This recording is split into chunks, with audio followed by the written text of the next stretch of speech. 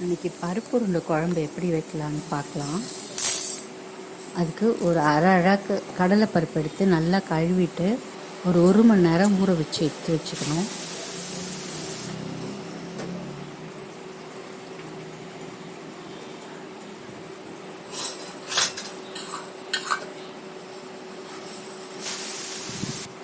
நல்லா ஊறிடுச்சு பாருங்கள், 1 ஹவர் ஆயிடுச்சு, ஊறிடுச்சு. அதுக்கு குழம்புக்கு தேவையான வெங்காயம், பச்சை மிளகாய், தக்காளி, பூண்டு நறுக்கி வச்சுக்கணும். அதுக்கப்புறம் இந்த பருப்பு உருண்டைக்கு தேவையான வெங்காயம், பச்சை மிளகாய், பூண்டு கொஞ்சம் தனியாக நறுக்கி வச்சுக்கணும். இப்போது பருப்பு உருண்டையை ரெடி பண்ணிடலாம். அதுக்கு இந்த ஊறின கடலைப்பருப்பு எடுத்து மிக்ஸி ஜாரில் போட்டுக்கிட்டு அதுக்கு தேவையான பொருள்லாம் போட்டுக்கிட்டா உருண்டை ரெடி ஆகிடும். அதுக்கு சோம்பு, சீரகம், வரமிளகா, உப்பு 4 போட்டுக்கணும்.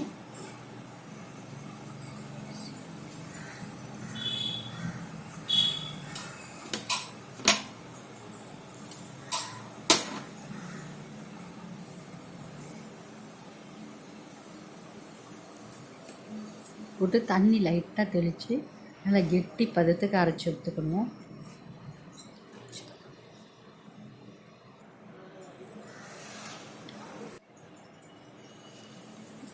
இந்த அரைச்சதை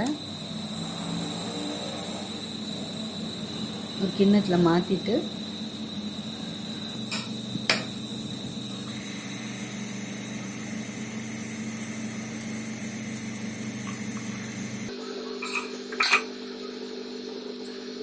இதுக்குன்னு வெட்டி வச்சுருந்தோம் இல்லையா, வெங்காயம், பச்சை மிளகா, பூண்டு அதையும் போட்டு அதை நல்லா பிசைஞ்சு வச்சுக்கணும். கருவேப்பிலை ஆட் பண்ணிக்கோங்க. நான் இன்றைக்கி அதில் கருவேப்பிலை போட மறந்துட்டேன். கருவேப்பிலை மட்டும் போட்டுக்கோங்க எக்ஸ்ட்ரா, அது இன்னும் நல்லா வாசனையாக இருக்கும். சில பேர் இதுலேயே தேங்காயும் போடுவாங்க. நான் இன்றைக்கி போடலை, பருப்பு இருக்கிறதுனால தேங்காய் போடலை. இதுக்கு புளி நான் ஒரு எலுமிச்சம்பழம் சைஸ் எடுத்து கரைச்சி வச்சுருக்கேன். இந்த வெட்டி வச்சுருந்த தக்காளியையும் நல்லா அரைச்சிட்டு அந்த புளியோடு கலந்து விட்டுருக்கேன்.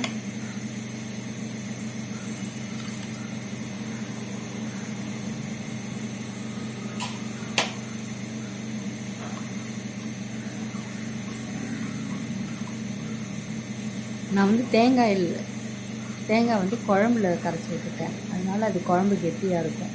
அதனால் ஒரு சின்ன பீஸ் தேங்காய் எடுத்து நறுக்கி போட்டு மிக்சியில் தண்ணி விட்டு அரைச்சி அதையும் அந்த குழம்போட புளி கரைச்சலோட ஊற்றிக்கணும். அதையும் ஊற்றிட்டு அதுக்கு தேவையான மிளகாத்தூள், மஞ்சள், உப்பு போட்டு நல்லா கரைச்சி குழம்பு நல்லா கெட்டியாக கரைச்சி ரெடி பண்ணி வச்சுக்கணும்.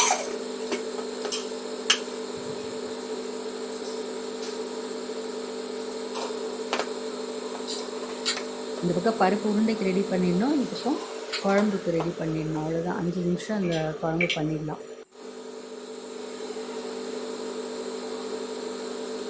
இதே மாதிரி போட்டு பண்ணி பாருங்கள், நான் எப்படி பண்ணியிருக்கேன்னு. ரொம்ப டேஸ்டியாக வரும், உங்களுக்கு ரொம்ப பிடிக்கும், அடிக்கடி செஞ்சு சாப்பிடுவீங்க.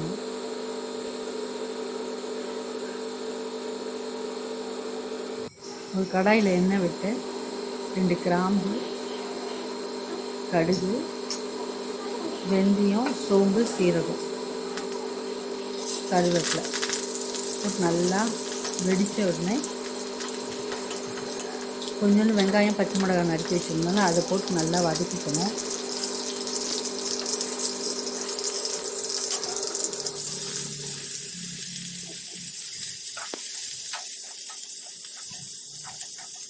பச்சை மிளகாயம், வெங்காயம் நல்லா வதங்கினோடனே இந்த கரைச்சி வச்சுருந்தோம் இல்லையா, புளி கரைச்சல், மிளகாத்தூள், உப்பு எல்லாம் போட்டு கரைச்சி வச்சுருந்தேன், அந்த குழம்பு கரைச்சல் எடுத்து அப்படியே இதில் ஊற்றிடணும்.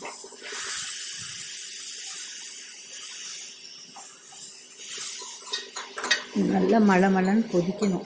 கொதித்த உடனே இந்த பருப்பு உருண்டை ரெடி பண்ணி வச்சுருந்தோம்ல, அந்த உருண்டை எடுத்து இதில் சின்ன சின்ன உருண்டையாக பீஸஸாக எடுத்து அதுக்குள்ளே போட்டுற வேண்டியதாக குழம்புல போட்டோடனே ஒரு 5 நிமிஷம் அந்த குழம்பு கொதிக்கணும். அந்த பருப்பு நல்லா வெந்துடும்.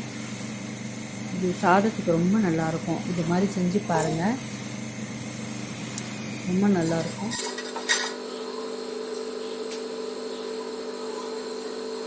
பருப்பு உருண்டை ரெடி. தேங்க்ஸ் ஃபார் வாட்சிங்.